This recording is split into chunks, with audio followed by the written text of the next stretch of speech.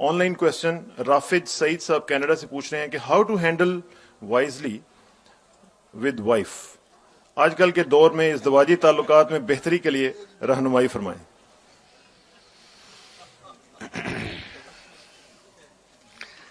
میرا خیال ہے بڑے بڑے عقل مند ہسبینڈز بیٹھے ہیں. میرا اپنا خیال یہ ہے کہ صاحب کہ یہ اتنا نازک مسئلہ ہے کہ first of all I have to ask this question to myself, how did I handle this. تو بہرحال ہم لوگ، میرا خیال یہ ہے کہ یہ ایک اکٹھا رہنے کی خواہش جو ہے it rules all other problems in marital life. اور جب کوئی فیصلہ کرنے، اگر آپ دیکھیں تو یہی نکاح کی شرط ہے.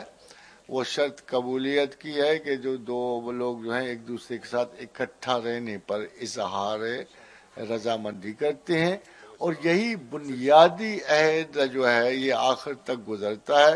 سو آئی وڈ سے کہ what ever passes between them, good اور بیڈ، تلخ یا ترش جو بھی ہوتا ہے، یہ اگرچہ بائی پروڈکٹس، اگر سچ پوچھیے تو ڈیورس اور میرج میں اگر کوئی چیز قدر مشترک ہے تو جو ڈیورس نہیں ہوتی اس میں یہ ہے کہ باوجود تمام تر اختلافات کے ایک میاں بیوی اکٹھا رہنے کا عہد استوار رکھتے ہیں.